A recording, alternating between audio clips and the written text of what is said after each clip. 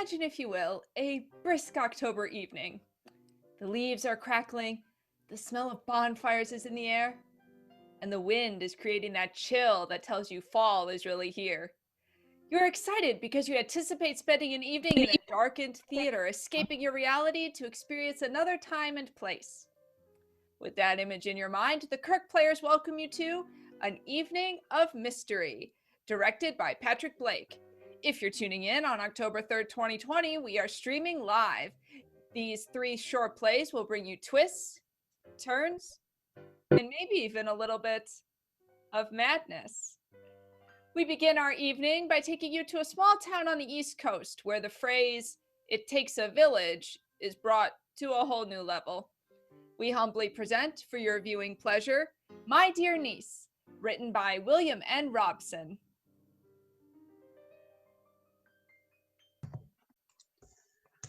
My dear niece, I am writing you this letter in explanation of certain recent events of mine about which you are probably curious.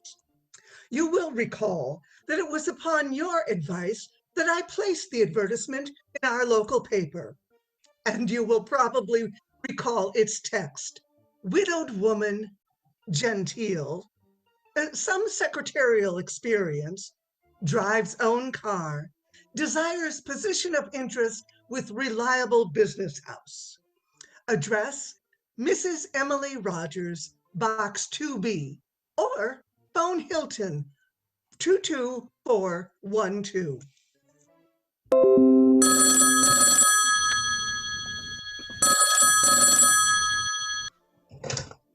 Hello, Mrs. Emily Rogers, please. this is she speaking. I'm calling about the ad you ran in yesterday's paper. Oh, yes. I think I can offer you a position you'd be interested in, Mrs. Rogers. My name is Bruce. Yes, Mr. Bruce. We're a very small publishing house, Mrs. Rogers, and we need someone to take care of any of the contacts we might wish to make in your part of the country. Oh, you aren't from Hilton then? No, our offices are in Los Angeles. We'd pay you $50 a week, providing we could use your home as an office, although there won't be much office work required. And as I say, the position primarily would be one of establishing contacts. Why, it sounds fine, Bruce. It sounds fine, Mr. Bruce. Oh, good. Then consider yourself under salary beginning immediately, Mrs. Rogers. I'll phone you again as soon as there's something more definite for you to do. Goodbye. And that's how I got the job. I assumed naturally that I would immediately receive instructions from Mr. Bruce as to how I was to go about establishing contacts. But the first word I had after the telephone conversation was when the postman arrived the next Saturday with an envelope for me containing a check for $50.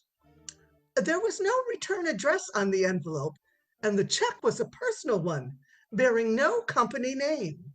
It was signed R.L. Bruce. 3 weeks went by in this fashion.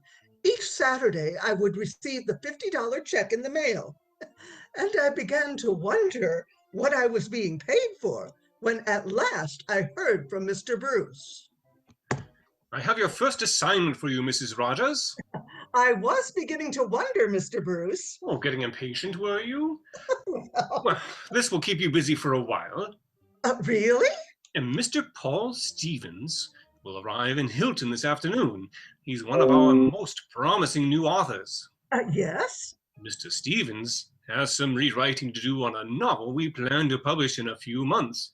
Too many people interrupt him here in Los Angeles, and I wonder, could you put him up at your home until he finishes? Oh, well, I don't Oh, he'd be know. no bother, Mrs. Rogers. He has an awful lot of work to do. Oh, well, yes, I suppose I could. Oh, that's fine. It's just a place for him to get away. Oh, one more thing. Yes? Just so we're sure he's not bothered, don't tell anyone.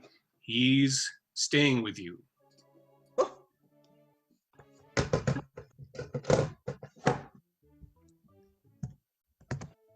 and that's all I knew of the job.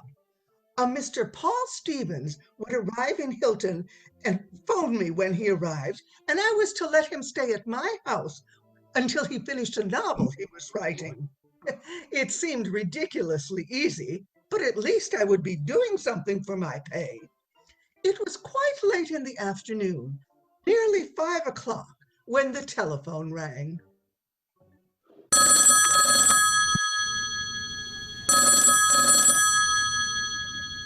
Hello, Mrs. Rogers.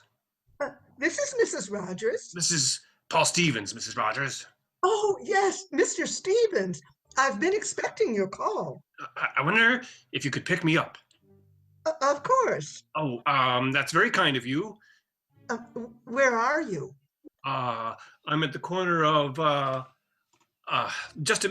corner of Brookside and Sierra Madre.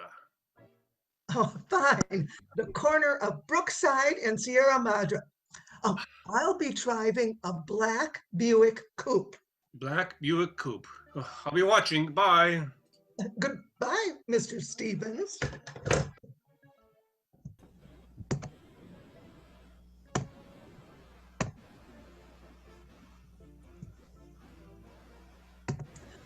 When I arrived at the corner of Brookside and Sierra Madre, the usually quiet intersection was filled with people and an ambulance was just pulling away.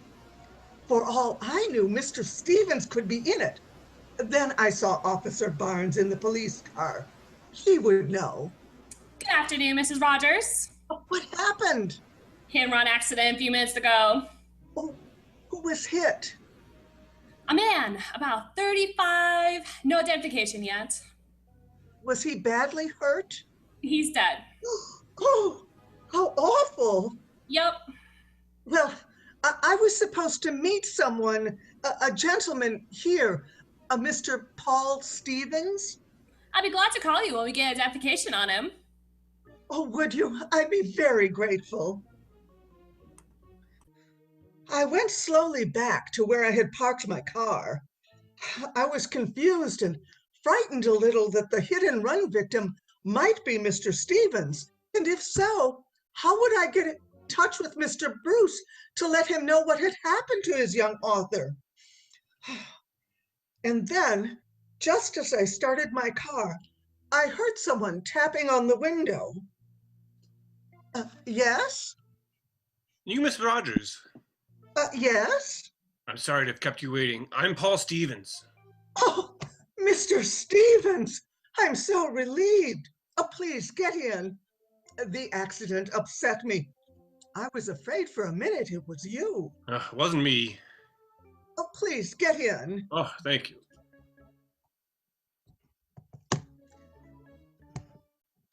I tried making conversation with Mr. Stevens on the drive home, but he seemed tired and not inclined to talk, and so we drove quietly back to my house. We went inside, and I showed Mr. Stevens to his room, and then went into the living room to tidy up. I was just setting out some ashtrays when the telephone rang.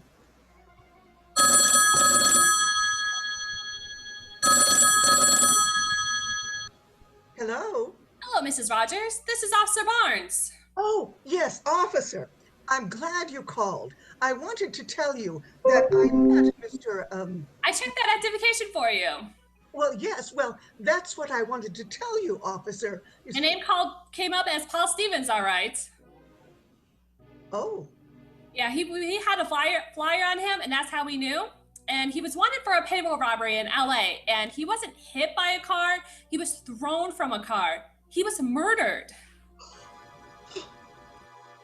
I stood there, frozen with fear, the telephone receiver in my hand, looking at the door to the hallway where the man who had called himself Paul Stevens stood smiling tightly, holding a gun in his hand, a gun that was pointed right at me. Have you any idea, my dear niece, what you do when a man points a gun at you? Well, I'll tell you. You do what he tells you to do. Hang up the phone. hung up the phone. Sit down. I sat down and I said, "Who are you? Why did you pretend to be Mr. Stevens?" I'm stupid. What? I didn't think they'd find out who he was. I didn't know he was hot. You killed him? Yes, I killed Paul Stevens. Why? I'm in a very special kind of publishing business, Mrs. Rogers. That much of the story was on the level. I print, well, pornographic books for a very special clientele. Mr. Stevens somehow got hold of a list of my customers and threatened to use it for blackmail, so I killed him. Oh, you horrid man! Get your coat on, Mrs. Rogers. You've got some more driving to do. He made me drive him to a restaurant out on the highway on the other side of town, a place with quite a bad reputation. All the while, I was trying to remember who he was. I say remember because there was something familiar about him. But what that something was, I couldn't for the life of me think. There was hardly anyone in the restaurant since it was not yet dinner time. We'd just been seated at a booth when a dark-complexioned man slid into the seat next to the man who wasn't Paul Stevens. What are you doing here? I had to come. They didn't work. They found out who he was. Why didn't you stay where you were supposed to? She knows I'm not Stevens. A cop told her. You could have stayed at her house anyway, couldn't you? Do you have to come out where you could be picked up? Al, look, listen. What's the matter with you? Mary figures out a foolproof way for you to get rid of the guy and to hide out right under the cops' noses, and you go and louse up the whole deal. It's not loused up yet. It will be if you don't get away quick. Maybe. Oh, I don't think you've met Mrs. Rogers. Mrs. Rogers, this is Mr. Al Newholt, who owns this place. Hi. How do you do? Look, how did the cops find out who he was? How? He was hot. They had pictures and prints on him. I dumped him on the corner just before I met her. Now I remember. You are Mr. Bruce. He was the one who did the payroll heist that... What did you say? He's Mr. Bruce, the man who offered me the job on the telephone and asked me to look after Mr. Stevens. That's right, Mrs. Rogers. How did you know? Your voice. I thought there was something familiar about you, and now I know. Your voice. Al, what are we going to do? The cops know the stiff is Stevens, and she knows who I am. What do we do now? You don't panic, and you get out of here. But I need your help, Al. You're on your own, buddy, and you better get out of here before the dinner crowd comes in and somebody maybe recognizes you. Okay, Al. So you won't help me? I can't. Don't you see that? Yeah, sure. Okay, let's go, Mrs. Rogers. But where? Back to your house and start all over again. After that, I'm not sure. I may have to kill you. Oh, you may well imagine my fright, my dear niece, as I drove back through town with this bloodthirsty man at my side. My car is not new, as you know, and although I often have trouble with it, I never before had the horn stick. But that night it stuck right at the corner of Lakeside and Stop blowing your horn. I'm sorry, Mr. Bruce. I'm not blowing my horn. All right, stop the car. Stop the car. Stay there. And don't try to drive away. See? See?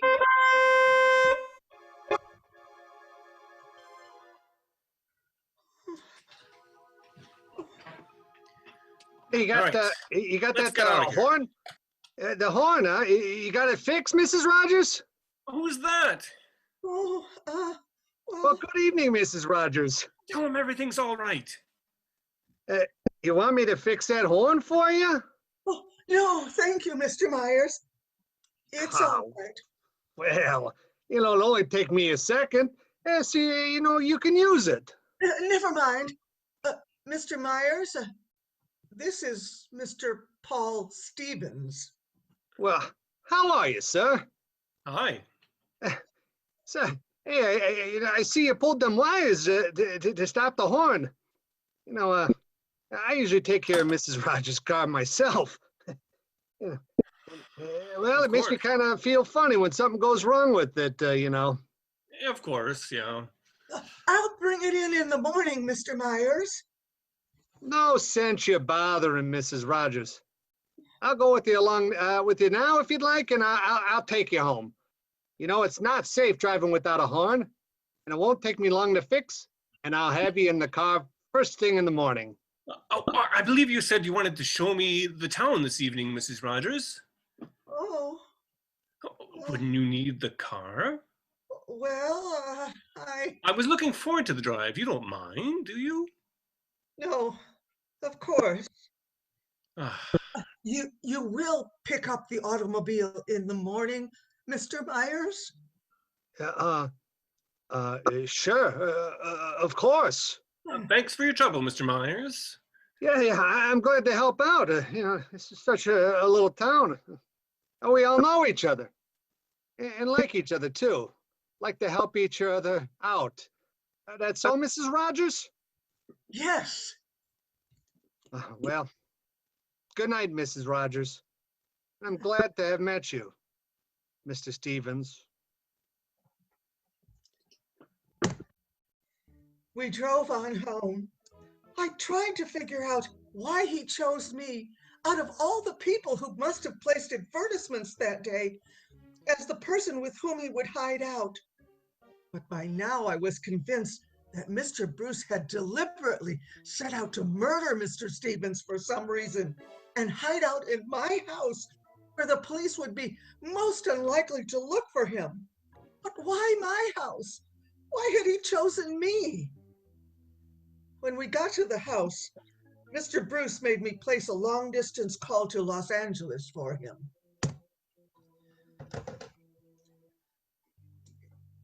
It's ringing. All right, give it to me. Hello? Mary? Hello? Mary. Bud?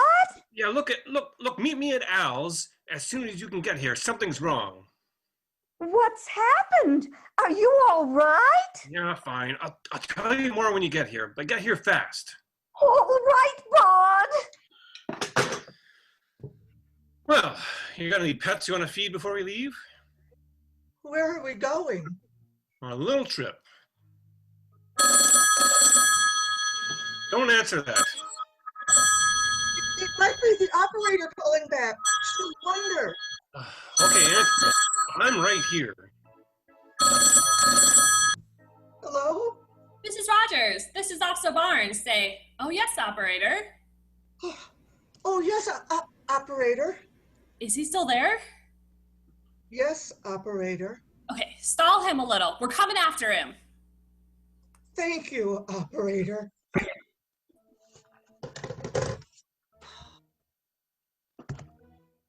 Dear Mr. Myers, he'd understood me, and he told the police, and they were going to save me. You just can't imagine, my dear niece. I felt exactly like the heroine in a motion picture. I simply had to prevent Mr. Bruce from leaving the house. Just a few minutes, the officer had said. Just time enough for them to get here. All right, let's get going. I wish I knew where we were going. Do I have to take anything with me? Will we be gone long? Oh, you will, for a long time. Well, then I'll need several changes of clothes. Let me see. You won't need anything. The heater. The what? I left the heater on in the other room. I'd better go turn it off. All right, but make it fast. Well? Just a second.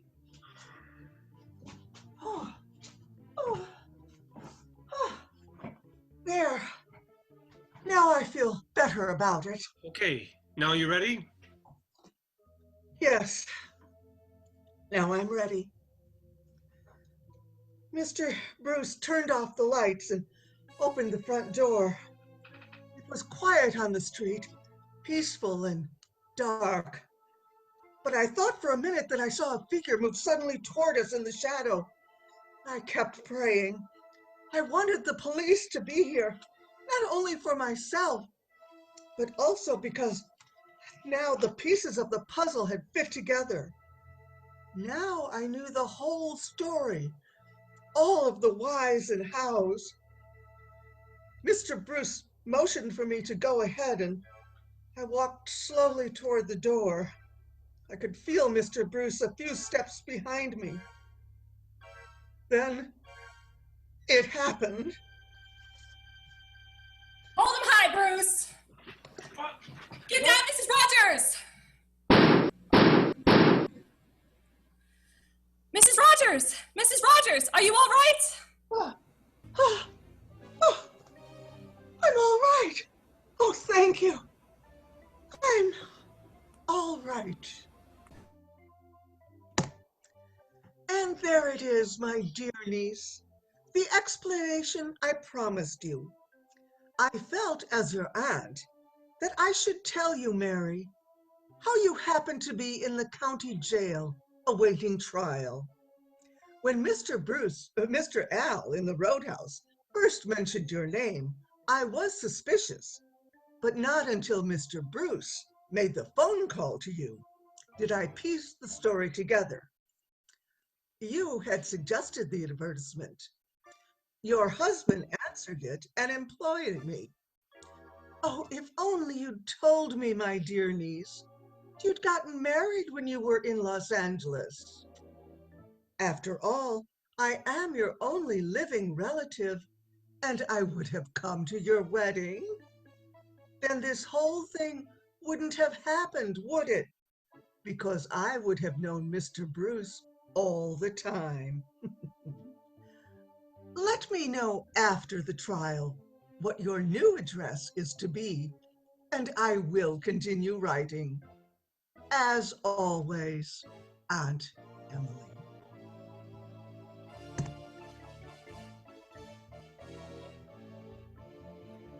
A compelling argument for why it's good to get to know your neighbors. For our next tale, we ask you, what do wedding vows mean to you? They are curious things. All of us have heard countless variations on "till death do us part." But it is the living of the vows which causes couples the most trouble. In this play, Harry and Helen, who reside in late 1940s New York, are tested by good fortune. New possibilities emerge, and each of them gets a new perspective on the person they married and what the future holds, or doesn't hold, for them. Tonight, our vows begin with Love, Honor, or Murder by William Spear. Hello, Alice. Yeah, this is Helen. Look, kid, I'm not going to be able to go to the dance after all. Well, Harry works the late shift with that taxi of his, so I've got to stay home and look at the four walls again. I'm so fed up, sometimes I feel like leaving this house and Harry and the whole works. Believe me, the only reason I haven't is because I need the money to do it. 7 years of wedded bliss. The only thing to show for it is this stinking place. If I ever get my hands on $1,000, I'd get out of here so fast it'd make you... I said if I had $1,000, I'd kiss off Harry so fast it'd make you... Hold it a minute, Alice. Somebody came in. Hold it. Is that you, Harry? Yeah, it's me. Yeah, it's me. Came home early. Well, if you expect to find dinner at this hour, you're going to be disappointed. It's Harry, Alice. Honey! What was I saying? Oh, yeah. Honey! Cut the conversation. Something's happened. What? I said cut the conversation here. Give me that phone. What for, Harry?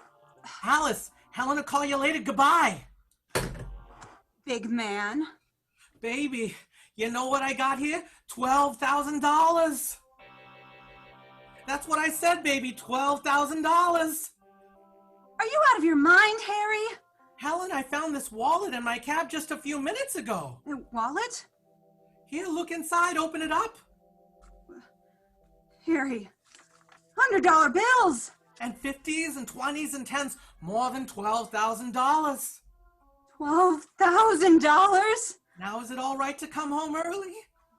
Gee, I don't know what to say. Now, take it easy, baby. Don't get too excited. I gotta give it back. Give it back? Well, yeah, look at the name inside the wallet. Well, first you gotta think... It belongs to a regular customer of mine, Sydney Walker, the news commentator. I take him around town every afternoon. He calls up for me personally. $12,000. Yeah, but as far as we're concerned, it's not worth 12 cents, huh? If I don't turn it into the company before Walker calls about it, they can throw me in the pen for 5 years. Then why did you bring it home? Oh, I don't know. I guess I shouldn't have at that. It's just I never saw so much money before. I wasn't so far away. And I just had to bring it home and show it to you. You had to bring it home and wave it under my nose? Oh, now, Helen. That is just like you, Harry. Now, give me the money, Helen. Walker's going to remember leaving the money in my cab. He'll call up the company. Oh, wait a second. How long ago did you find the money? 20 minutes ago. I came straight home. So, what's the hurry? What? Well, as long as you're home, why don't you wash up? I'll fix you some supper. I'll make you a good supper. Well, I don't know. I ought to get back. Come on, honey. Go on and wash up. Go ahead. Give us a chance for a while to kind of pretend the money belongs to us.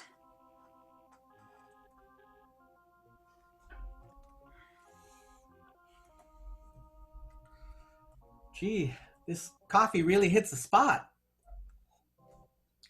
Why didn't you eat, honey? Oh, I was just thinking. About the 12,000 bucks? Well, someday we'll have it too, baby. We have it right now, Harry.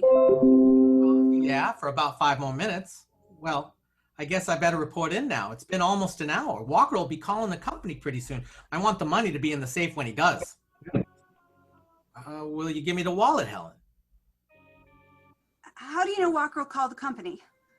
Oh, we've been through all of that. He'll call because he'll remember the ride with me. We went over a bumpy stretch, easy for his wallet to pop out then. He'll probably remember that. But he could have lost it in so many other places. He might not even think of the cab ride, and if he doesn't, won't you feel like a fool? Well, it's better than cooling my heels in some jail.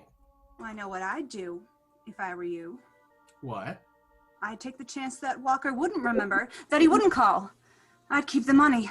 Now, Helen, stop that. Well, that's what I'd do, but not you. You've always been afraid to take a chance. You'll always be content to be nothing. I'm sorry I ever came here with the money. Now give it back to me. I'm turning it into the company. Do you love me, Harry? Why? That's got nothing to do with it. No, it has everything to do with it. If you leave this house with this money, when you come home, I'll be gone. Now you're talking like a sap. I mean it. Come on, give me the wallet. Here it is, Harry. When you come back, I'll be gone. Yeah, I bet you will. Well, I gotta be going. I'll see you later, honey. I'll be home later. Doesn't matter when you get home, you won't find me here. Ah, you stop talking like that. So long, Helen. This is really goodbye, Harry. I mean it. You, from the first day we were married, you've been twisting me around your little finger only 'cause you know how much I love you, how much I need you. And yet, you'll never stop doing that, will you, Helen? Well, What do you want me to do? nothing. Nothing. Leave everything to me.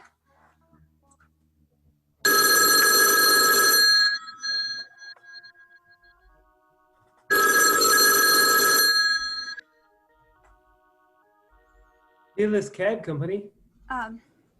This is Mr. Sidney Walker's personal secretary calling.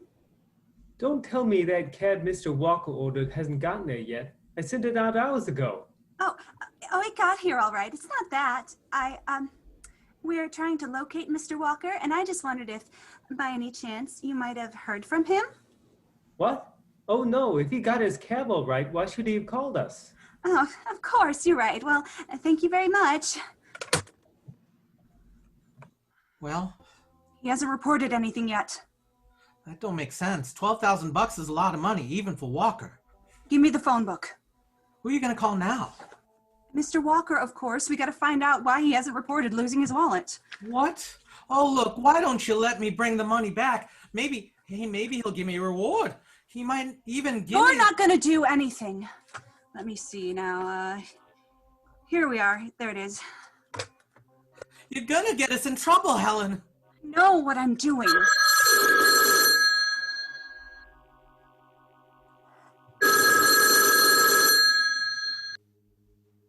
Hello, Walker residence.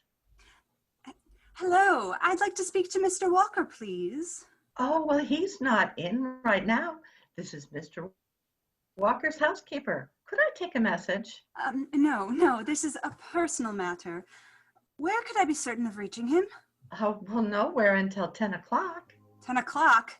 Yes, that's when he does his nightly broadcast, you know. Oh, yes. What time does he reach the station? 5 minutes of 10. Mm-hmm. You're quite sure he'll be there then? Oh, my heavens, you could stake your life on it. That has been his schedule for a good many years. Who's this talking? Are you friends, Mr. Walker's? Oh, yes. My husband and I have known Sydney for a long time. Well, as long as you're a friend, I can tell you, Mr. Walker has a very busy evening ahead of him.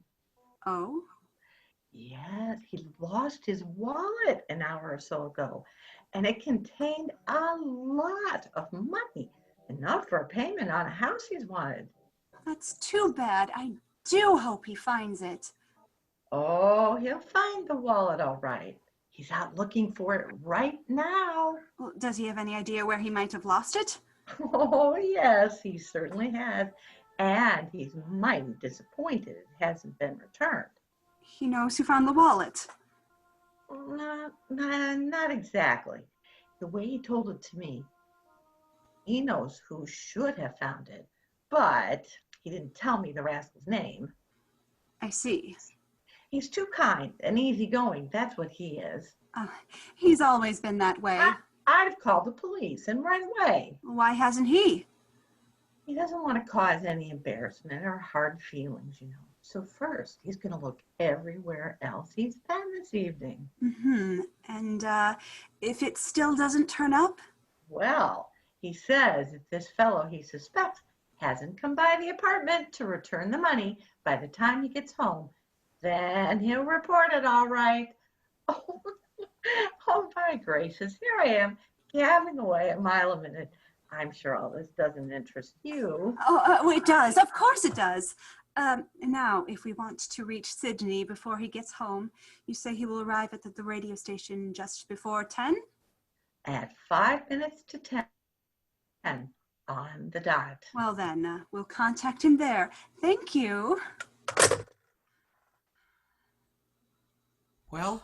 Harry, that was his housekeeper. Now what she says, he knows he left the wallet in your cab. See, I told you. Yeah, but he hasn't reported it yet. Mr. Walker's a very fair man. Oh, well, I'll have time to bring it down to the company then. Harry, how many times do I have to tell you we're not going to bring it down to the company? Now, come on. We got to decide what we can do between now and midnight to keep Walker from reporting his loss. But there's nothing we can do. You just said he knows he left the money in my cab. That's right. Well, then what is there to decide? What are you smiling about? Was I smiling? I was thinking of something. Of what? Now, there's really only one way in all the world to keep Walker from telling about that wallet. What are you talking about? The only way to keep Walker from telling would be to kill him. Now look, we got to decide what we're going to do, so let's stop the jokes. Do I look like I'm joking? No. No, you don't. There's that gun in the dresser drawer. Never been used. They can never trace anything to you. Oh, Helen, what are you talking about? You've got to kill him. It's simple arithmetic. How can I? He's never done anything to me. If he lives, he'll call the police and tell them you've stolen his money. That's why I gotta return the money. Well, if you do that, you'll lose your wife. No, but Helen, look. Listen to me, listen. Look how simple it is. At 5 minutes to 10, you can be absolutely certain that he'll be entering the broadcasting studio. If you were waiting outside for him, there's so many quiet places you could take him with a gun. Yeah, but Helen, listen to me. Even if I wanted to kill him, I couldn't. I haven't the nerve. Oh, yes, you have. What? You see, Harry, there are some men who can kill 100 times. It doesn't bother their appetite, and they still get a good night's sleep. Yeah, but not... No, I know, not you. Not you, Harry. But every man, even a weakling like you, can kill once if he's got to get rid of the thing that'll destroy him. Now, Helen, please, I can't. You can, Harry. You can do it for me. Oh, why don't you just let me bring the money back? It'd be so much better that way. Harry. What time is it? What? What time is it? It's 10 after 9. Well, you couldn't bring the money back now, even if I let you. What? What time should you have reported in with your cab? Why?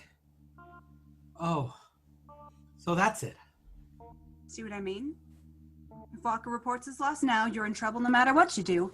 They'll know you were thinking of keeping the money, and in their eyes, that's almost as bad as really keeping it. Yeah, but I have a You know the rules of the company. You're supposed to inspect your cab after every fare. If they don't arrest you, they'll fire you. They'll blackball you. You'll never get another job. That's why you kept me here? Made supper for me? Dolled around? You figured that one out too, didn't you, Helen? Yes, I figured that one out too. Now I'll go get to the station at 5 to 10. You've got 45 minutes. Start out and act as if you were on a regular run. This will be your alibi later. Just stop at all the usual places and talk to the boys and act as if it were just another night. Yeah, what about my schedule? I'm supposed to be in at 8:30. You can always tell them that business was so good you couldn't come in. Shall I get the gun, Harry? Yes.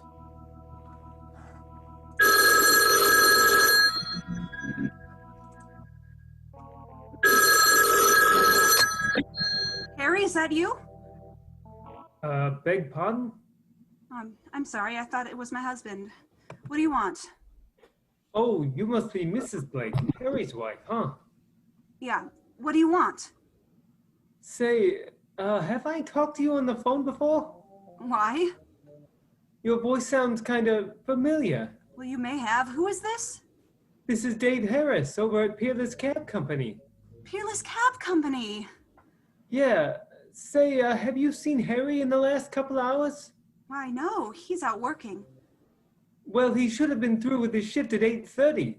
It's 25 to 10 already. That's not like Harry. 25 to 10. Is something wrong? Well, I don't know. One of Harry's regular customers, Sydney Walker, called up a few minutes ago from a restaurant on the way to that broadcast he does. Yeah? He says he thinks he left a wallet in Harry's cab. He said he thinks he left I heard you. Well, there was $12,000 in the wallet, Mrs. Blake. Walker says he's looked everywhere else and that he might have lost it and it hasn't turned up. He just wants me to contact Harry as soon as possible and tell him to look in the back of his cab. Well, if Harry should call, I'll tell him to get in touch right away. I should... What did you say before? Huh? Walker called and told all this before he started for the station? What? What are you talking about, Mrs. Blake? Nothing. Nothing. Walker called before he reached the station? Well, Harry will be waiting at the station to kill him. Now Walker's already told him that maybe Harry kept the wallet and everything will point to Harry. They'll arrest him 10 minutes after he kills Walker. Harry will tell him everything. He's weak. He'll try and blame me. He'll tell him I made him do it. I've got to call him back. I gotta stop him before he kills Walker. 25 to 10. 20 minutes to reach him. I gotta reach him. Well, 20 minutes. I told Harry to make all the regular stops so everybody'd remember him. Let me think. He'll stop for gas at the taxi garage. Yeah, I reached him there before. The number's written down someplace in his little book. I'm shaking so I can't, here it is. 206552. Two.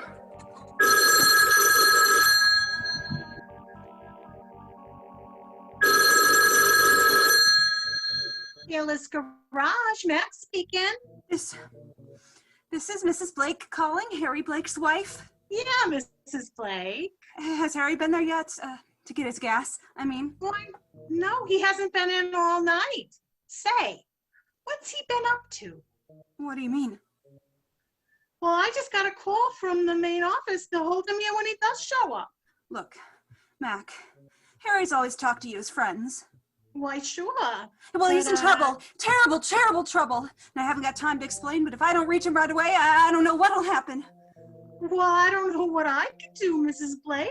Well, you can tell me the names and telephone numbers of some of the places that cabbies like Harry stop off at while they're on their runs.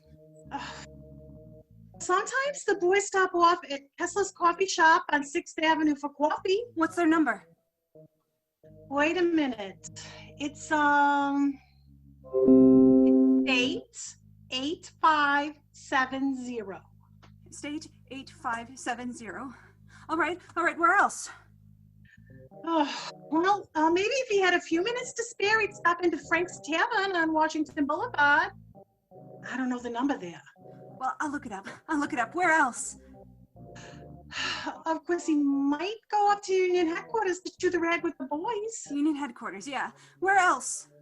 Look, there's lots of places he might stop off at. You gotta reach it by 10 o'clock, right? Well, that don't leave you much time. No, it doesn't leave me much time.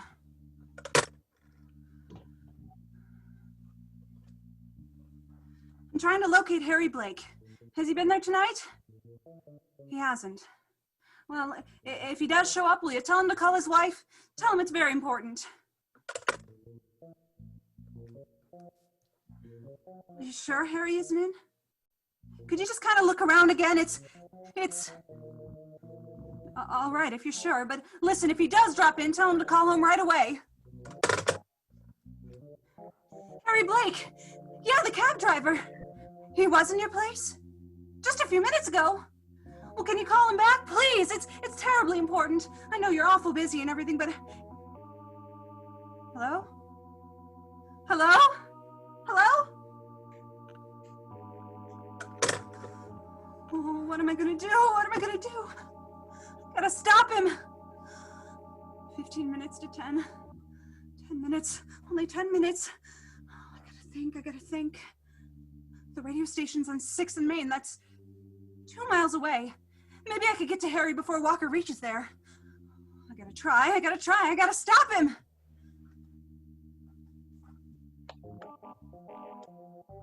Driver? Yeah? When I got in your cab, you told me you could get to the radio station in 10 minutes. Honey, I didn't make you no promises. I'm doing the best I can. But I gotta get there before 5 or 10, and you told me you could make it. It don't do no good for you to holler in this ear. Well, there must be some way to make better time. Can't you take side streets or something? Again, you've stopped. I told you, the traffic, it's lots enough. You told me that you could get me there. I know what I told you, honey. But look outside. It is a lot of traffic. Oh, please, hurry. I'm doing the best I can. I'll pay you anything if you get me there. Housewives, always in a hurry to get on the move. Now what's wrong? It's the traffic. Well, what time is it now? It's about 10 to 10. Don't tell me about. I want the exact time. Okay, the exact time. 7 minutes to 10. 7 minutes to 10? How much further is it to the station? Well, I can tell you we ain't gonna make it in 2 minutes. And there's no need to make it at all. Take me home.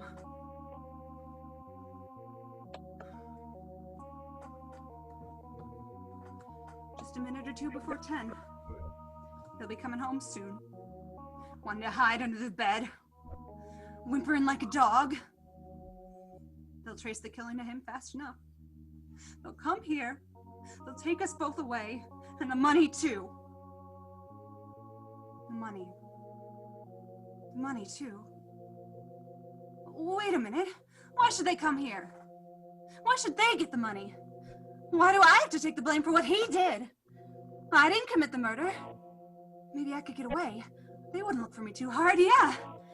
Yeah. Why should I take the blame for what Harry did?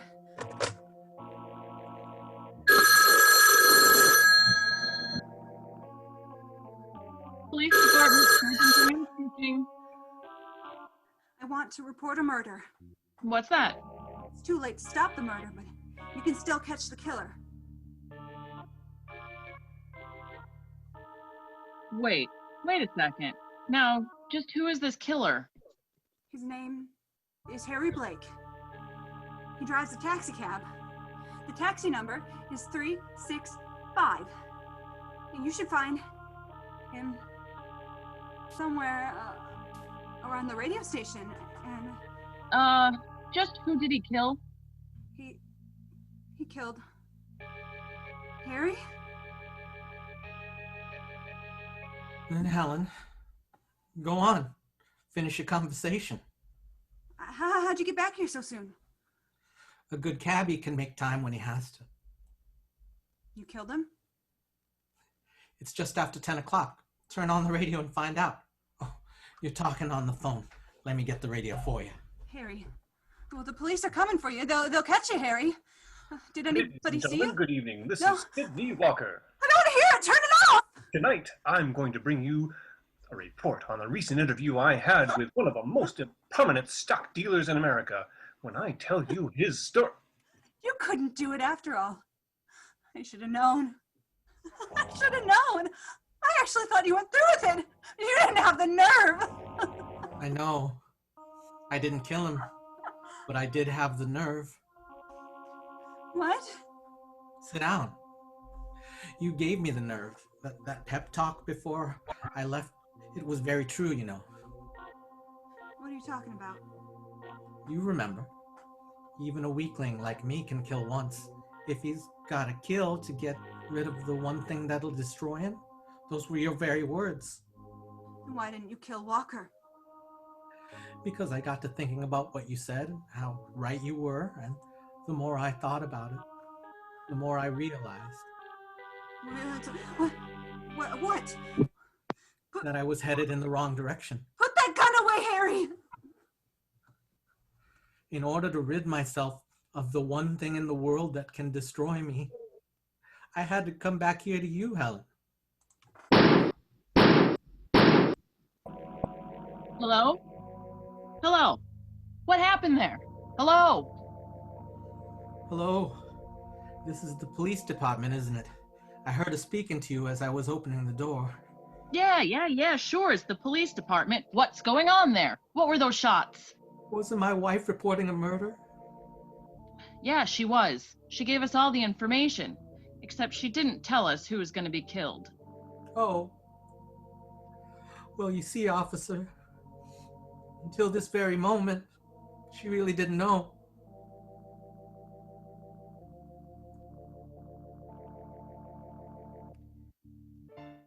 Love, honor, or murder?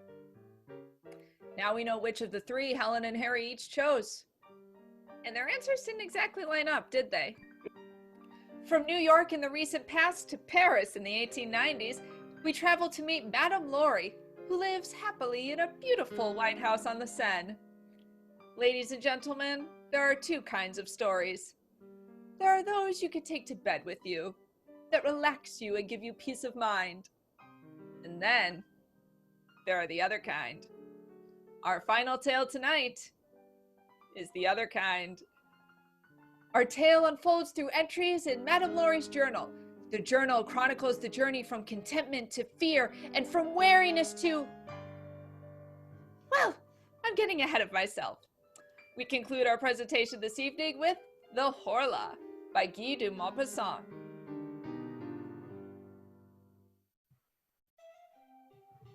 May 8, 1889.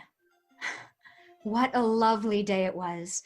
I spent all the morning lying in the grass in front of my house, the house in which I was born and grew up. It is a wonderful house, and I love it. From my windows, I can see the Seine, which flows along the side of my garden, the great wide Seine, which goes through Rouen and Le Havre and is covered by boats passing to and fro. Down to the left lies Rouen, the whole city dominated by the spire of the cathedral, and full of bells which sound through the air on fine days, even as far as my home. What a wonderful morning. I was almost sorry when Marie, she's my housemaid, you know, when she interrupted me. Your luncheon is ready, madame. Thank you, Marie. But it seems a pity to go in the house. Do you like it here, Marie? Oh, yes, madame. I like it very much. I love to watch the boats go by on the Seine. You do? So do I. See that big one? That big schooner. It's pulled by a little tug. Look, it's no bigger than a fly. Oh, isn't it beautiful? So clean and white and shining. Yes. She's a three-master. Brazilian, I think. Yes. Yes, I see the flag. It is Brazilian. Oh. She has had a long journey from South America to pass my house. You love this place very much, don't you, madame? Yes, Marie, I love it.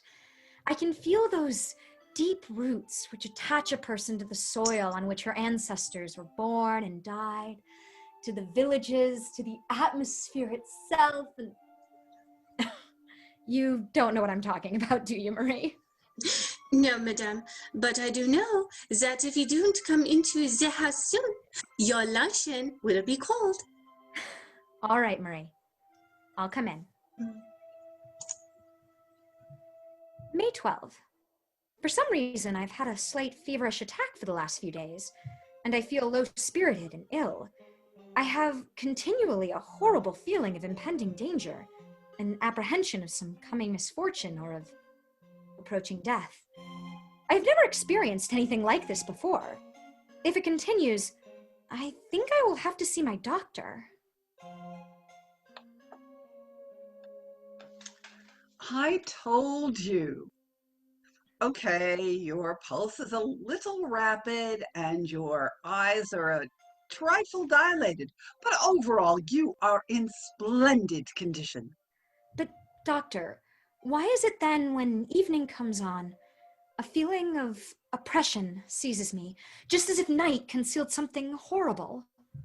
Perhaps a small bout of indigestion. Indigestion? Yesterday, when I was walking in the forest of Ramar, why did it suddenly seem to me that I was being followed? That someone was walking at my heels close, quite close to me, near enough to touch me. And yet, when I turned around, I saw nothing behind me but the path between the tall trees. Horribly empty. Can you explain that by indigestion? Can you? Huh? Here is a bromide. If you will drink this and take several cold showers, I'm sure that soon your fears will disappear and you will be able to sleep normally. All right, doctor. Thank you very much.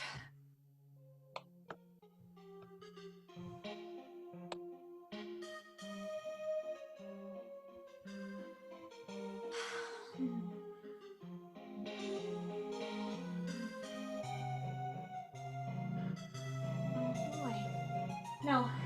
No, please stop. Go away. No. No, go away. Please stop. Get away from me. No, get away. Get away from me. No. No, what? Who's there? Who's there? It is I, Marie. Oh, just a moment. Just a moment. Yes, Marie? Are you all right? You were screaming and calling out. Was I? Yes, evict the servants. I'm sorry. I must have been having a nightmare. Oh, is that all? Marie, if you dreamed that someone was looking at you, touching you, taking your neck in his hands, squeezing it with all his might in order to strangle you. Perhaps then you would cry out too. Oh, yes, ma'am. I am sure I should. All right. Tell the other servants I shall try to be more quiet. Yes, ma'am. Thank you, ma'am. Hey, look, Good Mary, night. my water carafe. Your water carafe, ma'am? It was full when I went to bed. Oh, yes, ma'am. I filled it last night. Look, it is empty. I haven't touched it, and it is empty. Yes, ma'am. Somebody has drunk the water from my carafe. Somebody has been in this room. Something drank that water. Well, I don't know who could have, ma'am, unless perhaps you yourself in your sleep. Yes. Yes, of course. That's it. I must have done it myself. Marie, tell them to pack my things. I am going to Paris. I'm leaving the first thing in the morning.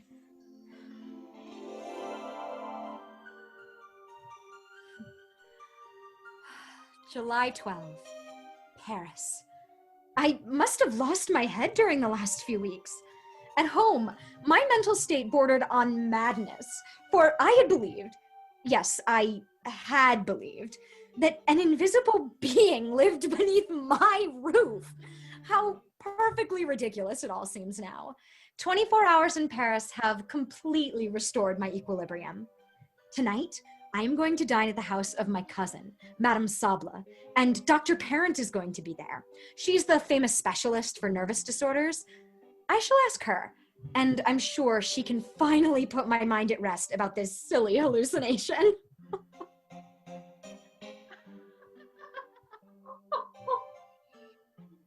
That was quite funny indeed.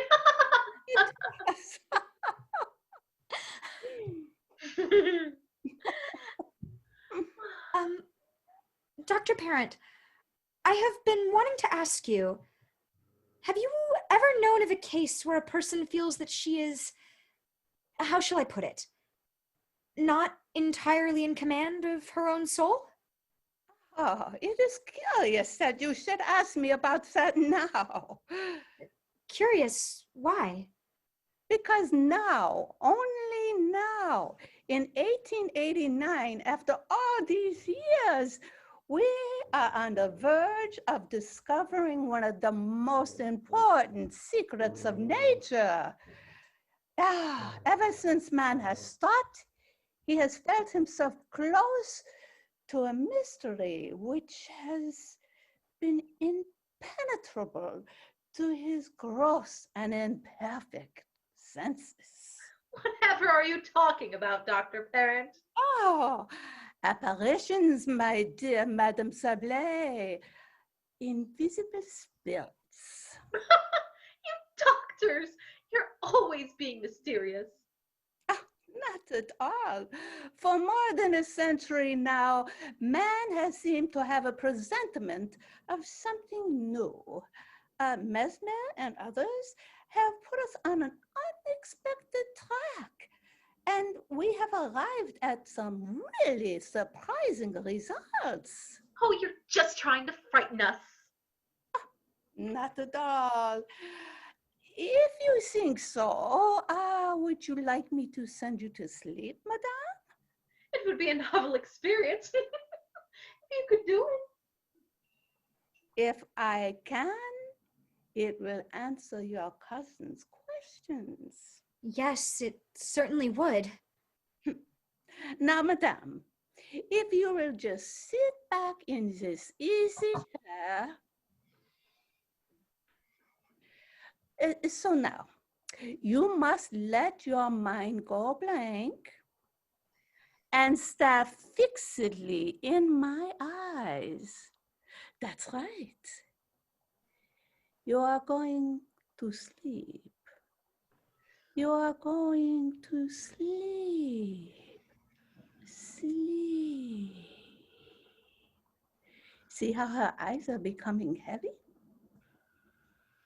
See her mouth is twitching? Yes. To sleep, sleep. Doctor, I do not like this. It frightens me. Oh, there. she is asleep. Oh, an easy subject. I must say, now, if you will stand directly behind her chair, we will proceed with the experiment. I hand her an ordinary pasteboard visiting card. So now, Madame Sablé, I hand you a looking glass. Yes, I am holding a looking glass. And what you see in it? I see my cousin standing behind my chair. And what is she doing? She is twisting her ear. No, but she cannot see behind me by looking at a piece of cardboard. Of course she can't. She sees through her mind. Or someone's mind. This troubles you, doesn't it? Yes, it troubles me. But it answers your question. No, it does not. It's an axiom that human beings can be dominated by human beings. But what if a human being is dominated by something else, something not human? What then, Doctor?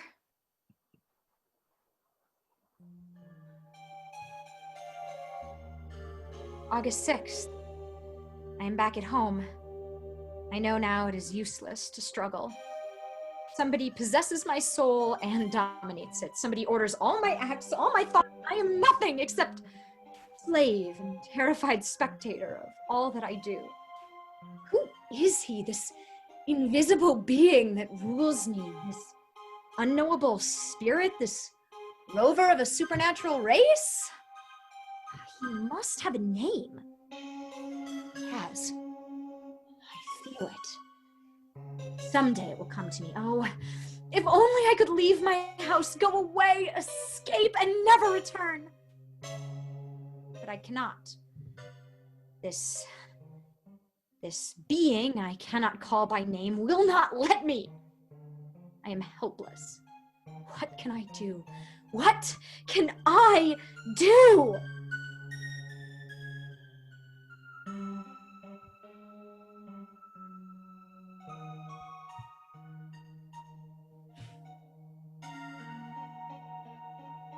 It is only 2 o'clock.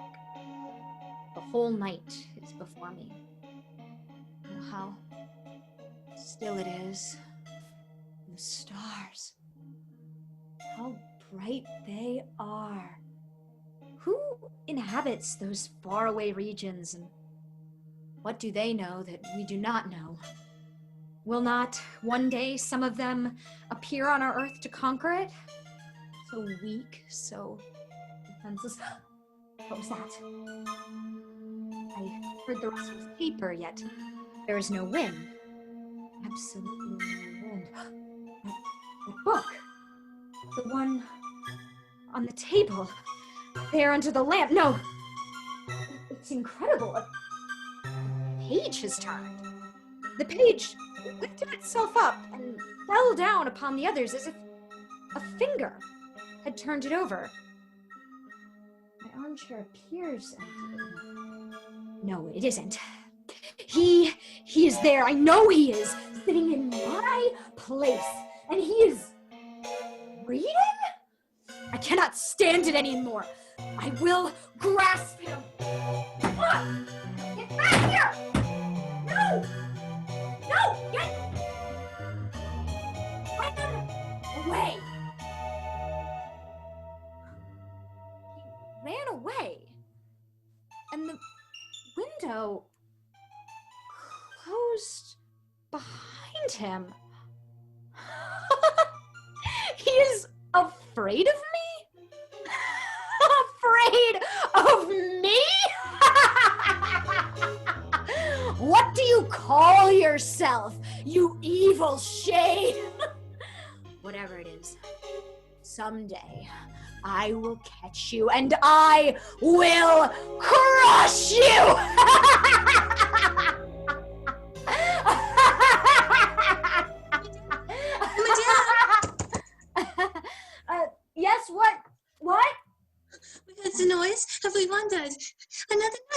madame? No, not a nightmare this time. I was awake. Tell me, Marie. Tell me. Do you believe in invisible things? Invisible? Yes. Invisible beings that dominate you? Who? Well, I read an article about that in the paper today. What did it say? That somewhere in Brazil, I think, people are frightened of leaving their houses, saying they are pursued by invisible beings which feed on their life while they are asleep. Like vampires, you know. Marie! Marie, that is where he came from! Who, madame? Don't you remember the day we saw the little tug pulling that big schooner up the river? Yes. Remember she looked so white. All white, and he was on board, yes. He came from there where his race originated, and he saw me, and he saw my white house, and he sprang from the ship. Oh, now I understand, don't you? Don't you? No, madame, I don't. No, you couldn't. It's all right, Marie. Go back to bed. There's nothing wrong. Don't worry anymore. Go back to sleep. Now, I know. How can I not know? It's obvious. Yes. The rule of man is over, and he has come. He has arrived. But what is his name? What do you call yourself? What's that? Yes. Now I know. He's shouting it out. The Horla. Yes, that's it. The Horla. He haunts me. He is within me. He is becoming my soul. I shall kill him.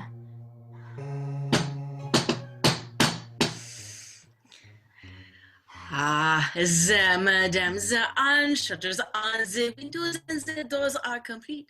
So why anybody wants half-inch iron shutters on their bedroom is more than I can see. Well, at least it will keep everything out. I don't want to keep things out. I want to keep something in. Eh? Never mind. If you are finished, take your tools and go. My housekeeper will pay you. Oh. Yes, madame. Good day, madame. Good day. Now I am ready. Tonight he will come, but tonight I am ready for him.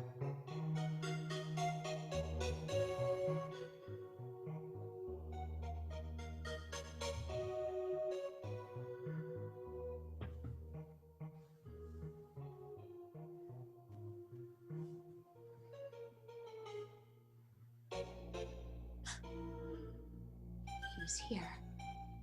I feel it. At last he is here. But I don't want to alarm him. I will casually close the iron shutters as if I am preparing for bed.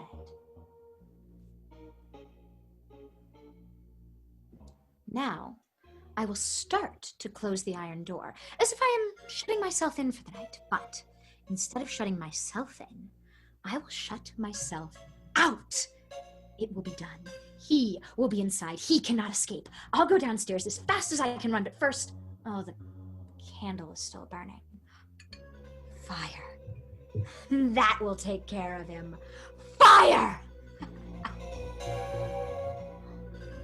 The house is as dry as tinder.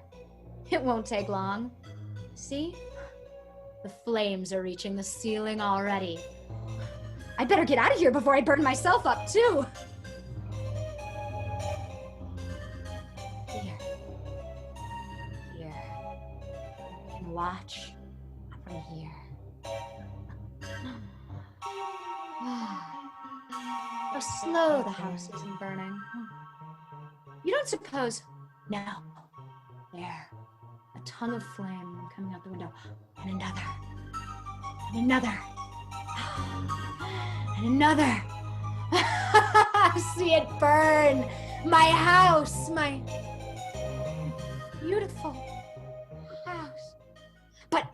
It is more beautiful now in flame because he is inside. He will burn too, and I will be free. Free of the Horla forever! Fire! Get some water! Yes, it is burning. Let it burn! Now, the whole place is in flames. Nothing can stop it! It's Marie in the garret. Stand back, all of you. The roof's gonna cave in. Pebbles, got to get them out. Maybe we Look, it is lighting up the whole countryside. A monstrous funeral pyre. He is burning too. He, my prisoner, that new being, that new master. The Horla. There! The roof has fallen in!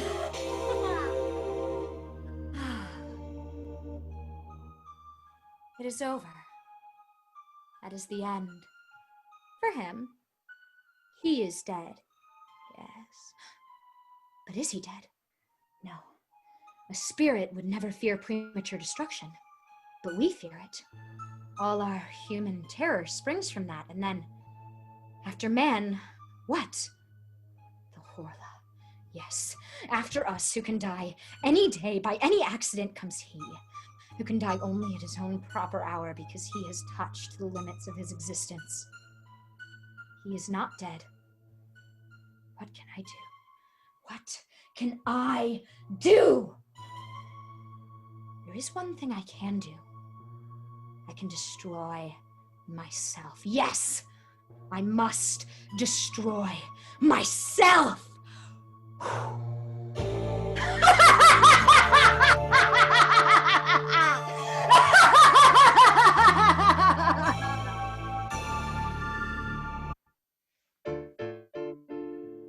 Was the Horla real? Or was it all in Madame Laurie's head? Of course, the things in your head can be the things that are the most real. Regardless, poor Marie and the others are certainly paying a very real price for it. Now it's time to pull back the curtain on the performers who will be the root of your insomnia tonight. First up, the cast of My Dear Niece. Betty Slack as Mrs. Emily Rogers. Martin Hill as Bruce. Lexi Hazen as Officer Barnes. Mike Lieberman as Al Newholt. Terry O'Brien as Mr. Myers.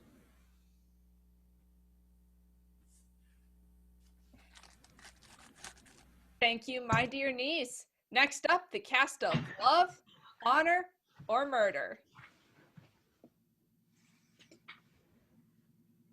Christiana Formiller as Helen Blake. I'm Neil Figuracion. I play Harry Blake. Doris Nagel, Mr. Walker's housekeeper. Lisa Willems. Dave Harris. Lisa Willems as Mac. Amy Scherer as the happy cab driver.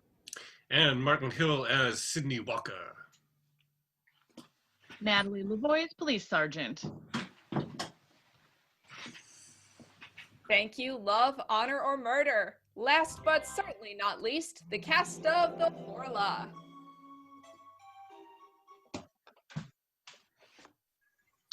Jordan Scherer as Madame Laurie.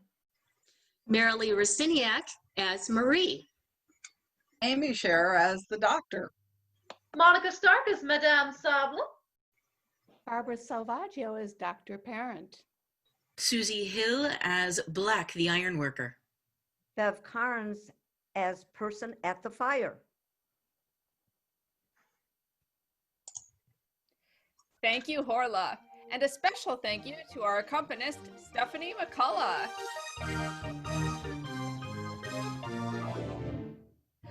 I'm Jamie Lee, and it's been my pleasure to be your host this evening. Well, there you have it.